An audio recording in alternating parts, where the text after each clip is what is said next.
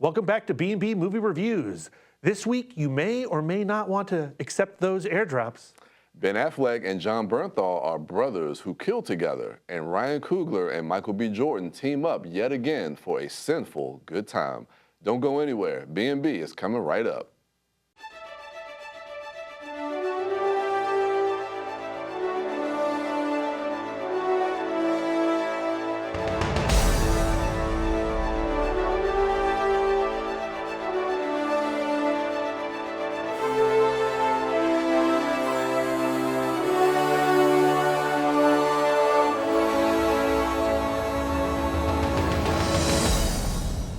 Somebody keeps sending me these.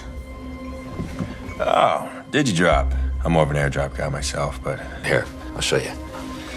So, this, that's you. Yeah. Violet Gates, with your name and your photo for everybody to see. Here's your friend. And then this is everybody else that's in the restaurant. I know you gotta be within 50 feet, I think, to send or receive a Digidrop. That's a fun fact. We can figure this out. Henry and Violet try to figure out who is sending her this awkward airdrops, while they are on their first date in the latest thriller from Christopher Landon, Drop. Brad. Yes. All right, Christopher Landon. We are huge fans of Christopher Landon. He did Happy Death Day to You, the movie Freaky as well. I enjoyed Christopher Landon, and we talked about him as a director, kind of being like this high concept guy. Yeah, I appreciate anybody who just goes for it, right? I'm a big fan of movies like Cellular, right? Phone Booth. The people who are inspired by filmmakers like Alfred Hitchcock. I think Drop is very much an Alfred Hitchcock movie. Yeah, it's living in that wheelhouse. I gotta say though, if somebody is sending you airdrops randomly, you just gotta block that number immediately. Why doesn't she do that? Well, I mean, he's already threatening her, and it's like, so once you kind of get her at that point where it's like, okay, her family is in danger, then and that's. I never would have gotten to that point. I would have blocked that airdrop number. That is true. That is true, because there was a few that came in that kind of like, she was like, okay, wait a minute. There was a moment where random airdrops were a thing. Like I'd be in the airport and I would get something. I don't hit accept. I don't do that. I block. That's the big lesson of Drop. Yeah. But using some suspension of disbelief here, accepting the premise, not rejecting the premise of the film. It's fantastic. I love the setting of this restaurant that's not in the Space Needle, but it's in something kind of like the Space Needle up in the sky. Yeah, the set design of that restaurant plays a big part in basically the whole telling of this story, especially when we get to the third act. Ingenious thing about an airdrop-related movie is that she knows the villain is within a certain range, right? Yeah, exactly. The villain has to be in the room with her. And so you get this great, exciting feeling of watching every actor, every supporting player, every day player that comes into frame. You're like, oh, this bartender. Can I trust this bartender? Exactly. Oh, this couple over here on their date. This blind date guy, what's going on? The guy sitting waiting for his sister. Yeah, the waiter, right? This guy who's way too into improv theater. Like that, you can't trust this guy. I mean, he is in Chicago now. Well, that is true. That is true. And so, like, it puts the audience in game mode immediately. Yeah, you're right on edge, because now, like, you as an audience member are suspicious of everybody that's in this space. Yeah. And anybody, like you say, it could be, the second bill person or the day player or her blind date. I knew who the killer was the moment I read the credits. That, I think, is the only flaw of the movie. If you're at all familiar with this particular actor, when you see their name come in the credits, I go, oh, that's the guy. He's the villain. See, that is a thing. For me, I wasn't familiar with the name. So when I saw the name of the actor, like, nothing kind of registered for myself. So I was kind of still playing this guessing game while you were sitting there like, oh, I already got this. Any fan of Baltimore television should watch out. I know. Now I feel bad, I haven't watched like Homicide, Life. Oh, no, yeah. Anyway, but like, I think even knowing who the villain was or who I suspected the villain to be, and who I've now spoiled on this show, who the villain is, didn't ruin the movie-going experience at all because the filmmaking is so energetic, the performances are top-notch, and when things do eventually pop off, that element of the film is great. And when we move beyond the restaurant, finally, that element is great. Man, I also love how this is a suspense movie, but it really kind of also plays on the anxiety of what it is like to be on a first date. So it's like, it's almost like doubly, like just like really like doubling down on the stress and the anxiety. Not only does she have to try to keep her son and her sister alive from these random airdrops that's threatening her and her family, but she's also on this date. Yeah. And it's just like, and the awkwardness of that as well. Maintaining the facade of the date, also going like, am I going to have to kill this guy? Exactly. You know, because the premise is, you know, you have to kill your date or I'm going to kill your son. Yeah. Like, that's too tantalizing to pass up. Christopher Landon, we talked about, for me, I think he does a step up. Now, I love what he did as far as like his filmography and the Happy Death Day movies and Freaky, but you look at like some of the visual flares that he does, and we've seen this before where you see like the text on the screen and things like that. But yeah, just like the way he uses like, you know, the screenshots, and there's like this one shot where she goes to the bathroom and how like she's looking on her phone and how those screens populate all over her to really like encapsulate and show the anxiety. Yeah, the frames within frames. Yeah. And you know, I have grown kind of a distaste for how texts are displayed in movies. Yeah. There are so many different iterations I've seen now, and most of the time, I don't find them convincing. I actually think that this is the best representation of a text in a movie. Yeah, I think it does work. I mean, it works to kind of play on that suspense. Yeah. It's really, really good. Now, I don't know if I necessarily love everything about the script. I think there are some places that it could have been punched up a little bit. But, you know, the filmmaking saves the day. Yeah, and it does that trope where it kind of starts off showing you what you think might be the end, and then kind of going back thinking you're going to get. But it kind of subverts that a little bit, and I kind of like what they did at the beginning. Because when the movie started, I was like, oh no, we're going to go there. Because I'm not the biggest fan of that trope, that filmmaking trope that we see. But I kind of like how they subvert that a little bit to really kind of play more into her character. What's your rating for this? You know, we're the B&B show. Yep. If we love something, we give it a B+. If we don't like something, we give it a B-. I think you do need to see this in a theater right now. It's definitely a B+ for me. It's a good time. I think, like you say, it's that theater experience, seeing this with a crowd and just going on that journey. I love these kind of whodunit type of thriller mysteries, and you're trying to figure things out. So it's a really, really good time in the theater. B+ for me as well. All right, so those are our thoughts on Drop. Next, Ben Affleck and Jon Bernthal are back, brothers together in The Accountant 2. Stay right there. It's so sad. It's good. It's not.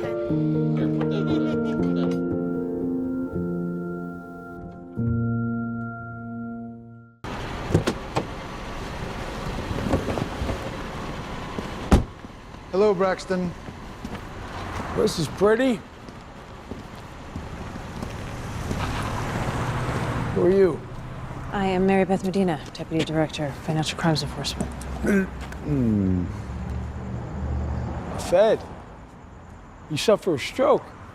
You're upset. We're working together, so whatever profession you're in, I currently have zero interest. Currently, huh? Hey, gosh, that's great to hear. Talk to you for a second. Ben Affleck and Jon Bernthal team up this go-round for the action thriller The Accountant 2. Bryan, it's tax season. It is. Time to celebrate. Well, it's past tax season. Yeah, we should have all paid our taxes. I did my taxes. Okay. Did you pay? I hope you did. I did pay. Okay. I did pay. Good. Bryan. You don't want Ben Affleck coming after you. No, I definitely don't. Bryan, what is your feeling about the franchise that is now the Accountant franchise? It's interesting, man, because I really liked the first movie. That movie came out 2016. If you say so. Yeah. I don't remember it at all. It's crazy, though, because it is one of those movies that it's an enjoyable watch, but it's not one of those movies that you would think would be a franchise or would have a sequel to it.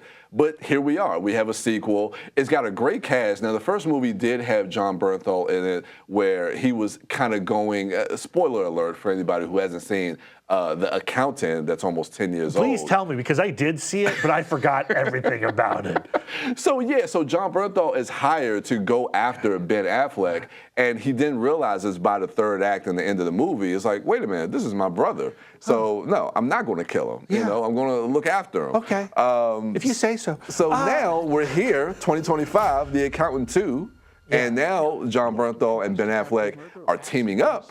It's a buddy cop movie. I mean, Really, they're not cops. It's a buddy accountant movie. There you go. And I didn't know how much I kind of missed this era of storytelling. Yeah. Because The Accountant 2, definitely doesn't reinvent the wheel. The Accountant 2, I think, lives a few decades behind where we are currently. Yeah. And I think with that comes some benefits and some detractions, right? Okay. Like, I think Jon Bernthal and Ben Affleck, when they are together in this movie, are fantastic. Yeah. This is a Shane Black movie that's actually not a Shane Black movie.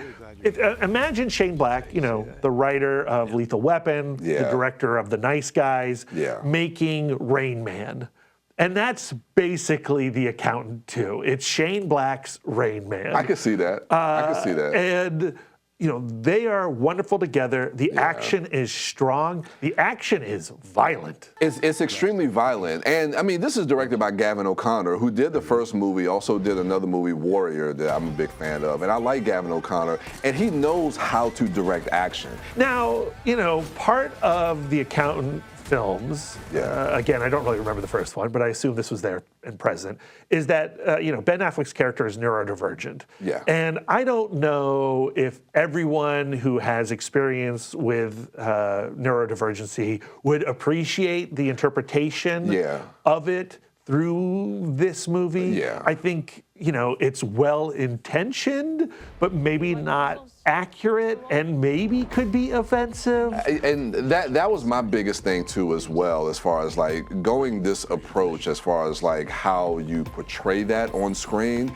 Now, I mean, it's hard to say, because we talked about this last night as far as like how we responded to it. And I think tonally, for the genre that it's playing in and the tone that this is going for, that Ben Affleck's performance kind of does fit with this type of movie. Well, I mean, again, it works for a movie of 20 to 30 years ago. Like, I think it's a better version of, I jokingly said it's Shane Black's Rain Man. And I think Rain Man is pretty problematic in a lot of ways, too. Okay. I think we've learned a lot, and we have a lot more vocabulary around neurodivergency in 2025. But at the same time, there is a lot of love in this film. There is. And the sibling relationship between Jon Bernthal and Ben Affleck, who are, murderers. They're terrible people. I mean, but that core relationship is felt, and I found it warm. But I think at the heart of it, when you look at the brother relationship, especially Jon Bernthal trying to relate to his brother and trying to navigate that, because you can see that there's a lot of love there. And that's really what I took away from it, that it actually has some really, really genuine heartfelt moments in a movie that is kind of heightened with a lot of comedy and lightheartedness. It's a long film. It's like 2 hours and 20 minutes. This is not usually the type of movie that is given a lot of space for character work, and so I love that, of course. There is a scene in a honky-tonk bar that is extremely memorable. Dude, I mean, they play on that in the trailer a little bit, and this is what kind of gave me a little bit of pause, because with the first movie, I like it that it's a little harder. It's a little harder edge. It's got a little more grit to it. And this movie, like, it feels like it's kind of taking like that buddy cop genre and really infusing that and to make it feel like it's a little more comedic. And I didn't know how I was going to feel about that scene in the honky-tonk bar, but that plays really well when you see it in context, especially going to what we're talking about with that sibling relationship. And it is It's great. It's so much fun. And there is a freeze frame Yes. in that sequence where suddenly you're like watching an episode of Magnum P.I. The Murder, She Wrote, and it is like chef's kiss freeze frame. What's your rating for this one? Oh, I had a good time. For the type of movie it is, it's a real darn good one. So It is. I have to give it a B+. But it's a B+ for me as well. Really enjoyed this movie. Definitely check this one. If you're a fan of the first one, definitely check. If you're a fan of buddy cop movies, check this one out. So yeah, those are our thoughts on The Accountant 2. Check that one out. So when we come back, the movie everyone's talking about, Ryan Coogler and Michael B. Jordan are back on the biggest screen possible in Sinners. Stay right there. Going to cheerleading camp next to the abandoned insane asylum, it's like throwing your blood away. 50% of Americans like watching blood get spilled in horror movies, but only 3% donated. Now that's scary. You've been in and out of here all day. Ain't never need an invite then. Yeah, something ain't adding up. Can I at least get my money? Careful.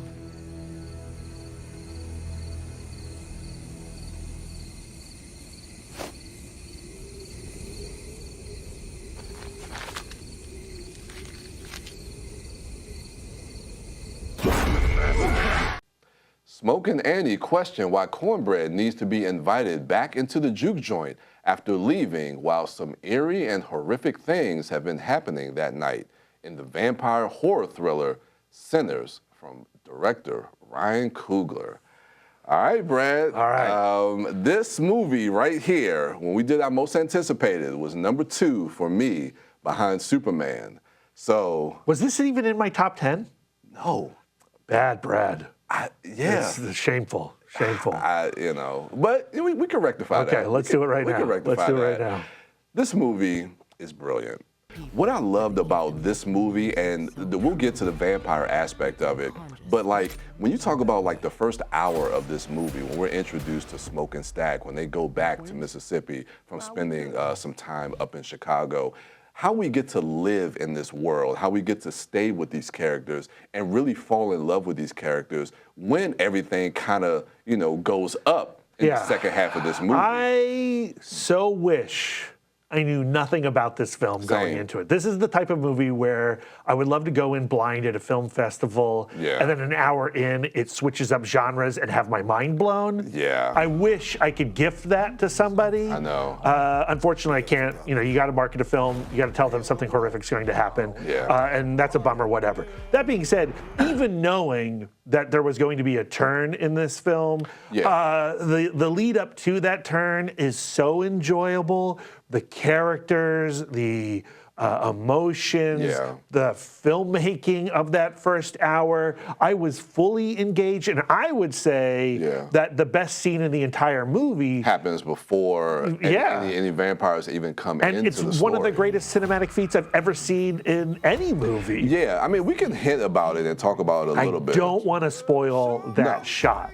Because I didn't know about that shot going into it and how it was going to connect to another supernatural element of the film. Yeah. And I found it extremely moving. It was. And we saw this together, and it's funny, like going back to that first hour and going to your point as far as like not really setting everything up, setting the table as far as like living in this world. I remember like when you get like there's a point in the movie where Smoke and Stack separate because they both have to kind of handle some stuff. Hey, can we just stop real quick? Yeah. Michael B. Jordan playing Smoke and Stack. And maybe for the first shot, you're thinking about how that's the same actor. Yeah. But after that first shot, seamless. Two human beings. Yeah, I mean, he does a great job of really making each one of those characters extremely distinctive to themselves and a history for both of them that they both have. So you never think that, okay, this is just one actor playing twins. Like, they feel like two separate characters. And the script is so smart. It doesn't spell everything out for you. They're coming back from Chicago. Something happened in Chicago. They've got Irish beer and Italian wine, and that's really all you need to know. Yeah. But you get this sense of many other films that have come before Sinners. Yeah, exactly. And we talked about that too, as far as like, and looking at Ryan Coogler and the things that he's inspired by and the things that he's kind of paying homage to, but really taking that and making it his own by really like infusing like a lot of cultural depth into this movie and into a genre movie. Yeah. I mean, let's talk about some of these different characters, because as much as we talk about Michael B. Jordan, to me, I feel like the standout is Miles Canton, if I'm saying his name correctly, this is his very first film. If you look on his IMDb, he has no other credits. So I'm assuming this must have been the casting call, and he steals this movie. And to me, he is the heart of the. Well, he carries the entire film on his shoulders. Yeah, and you know, he's not technically the first shot, because we get a little bit of an exposition dump in the very beginning of the movie, setting up the mythology of the musicians who can connect time and space through song and performance. And then you get, you know, Miles Canton in the first live action sequence of the film. And from that moment, you know, this glorious car pulling up,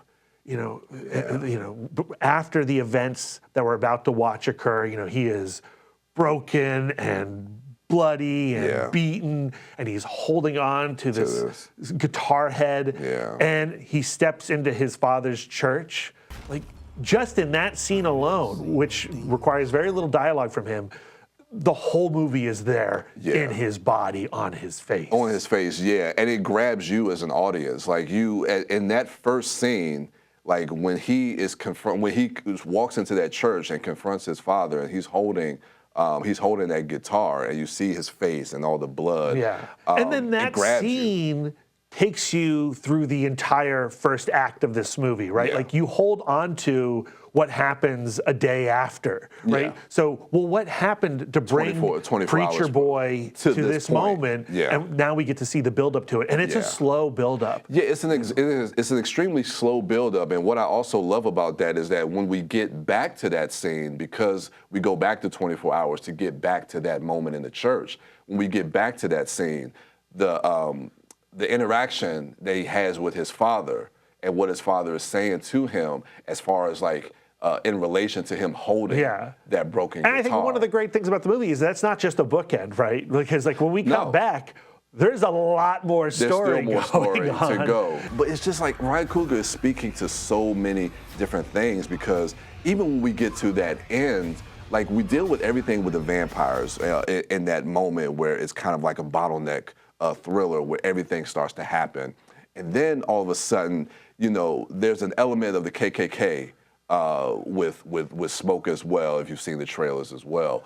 And a Tommy gun gets used. Yeah, but how that ties into the greater overall story, and we get to that point because of how that whole segment with the vampires makes you feel. When you get to that point with the KKK and Smoke has to go against them, it's such a catharsis for the audience when we get there, that it's just what Remick, the vampire, the lead vampire, is offering, you know, fellowship at this point in time in America, has some attraction to it, right? It does. And what's great about the script is the script gives Remick a motivation that is understandable in a lot of ways. And, you know, when Remick sees what Preacher Boy has, the gift that he has, and how he wants to take that gift so that he can find some connection to his history,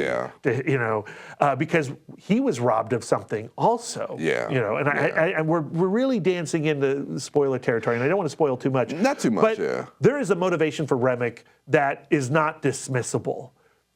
And what's exciting about the movie is figuring out why the fellowship that he offers is villainous. Is extremely villainous. There's the obvious ways that it's villainous, but then there's the more subtle ways that it's villainous too. And it's the temptation that he has, that lure that he has to want to kind of give them. It's a movie, and pardon the pun, that has a lot to chew on, right? It does. On the first watch, you're thinking about it, you're kind of like riding the high of the experience.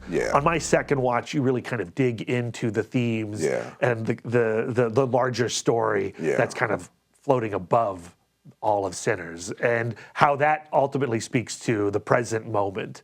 That's true. And really delicious. And what I love is like how these films are so layered, because like I've been like deep diving into everything Ryan Coogler has been talking about, whether it's interviews and everything like that. And one of the things that someone asked him is like, what is your biggest takeaway that you want from this? And he literally said, I just want people to be entertained. And on that note, when I think about a filmmaker like Jordan Peele with Get Out, it's like Get Out is a film that is so deeply layered in so many different things that you can dive so deep into that movie.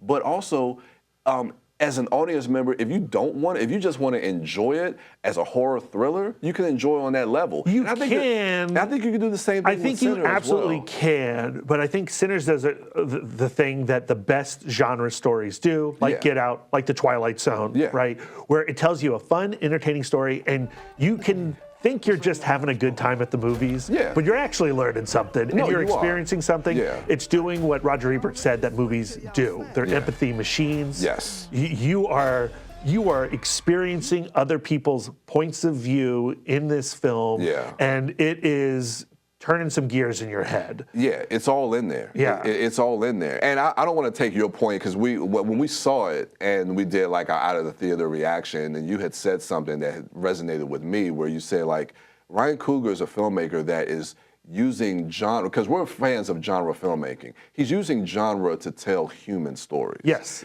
And that's something that you said. I don't want to steal that from you. Steal it. I'm sure I'm not the first person to say it. But it's something that you said, but you're right. It's like, to take genre filmmaking, something that we love. I mean, we're geeks in this stuff, and we love horror, we love sci-fi. But to take that and to really take and tell a human story, to have a human experience. Yeah, and then to embrace the medium in which the story is being told. Yes. Right? Like, Coogler shows what a movie can do with Sinners. This is not a film that you can adapt into a novel, a comic, a short story. No. This has to be told cinematically. Yeah. The sequence that I think is the most astonishing in this movie, that is a movie sequence. Exactly, because that sequence shows you, it shows me the possibility and the capability of what the medium of film can do. Yeah, and it is, it's a wonder. It's showing what cinematography does. It's showing what performance does. It's showing you how movies can mix the visual with the audible. Yes, and it is, transformative. Yeah, and again, transportive. Transportive. Yes. Yeah, it does. It takes you. I mean, when it happened in the theater, I mean, you can feel a gasp in the audience when that was started to happen. It's like, that exposition dump at the beginning where the movie is explaining to you the mythology around the song storyteller.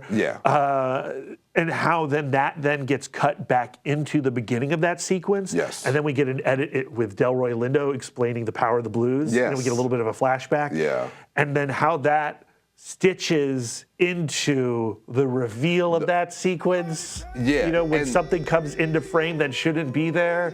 Yes. And goosebumps and crying immediately. That's what I'm saying, like how that dovetails right into what we were speaking to as far as like with Remick and everything else. That sequence, this movie is also about the vitality of art, right? And how we need it in our daily lives. We cannot exist without art. Yeah, we can't. We already know what the score is, but go ahead and say it. It's a B+, but it's also, I think, it's certainly my favorite film of this year. And I would be stunned if a film beat this in my heart. Yeah. Now, I know Superman's coming, and I'm a mark for Superman. That was my number one. It was my number one, too. And I love the trailers, and I'm sure I'm going to like Superman. But I think Sinners is something that you don't get too often. I think this is not only the best movie of this year, maybe my favorite movie of the last 5 years, maybe my favorite movie of the last 10 years. Yeah.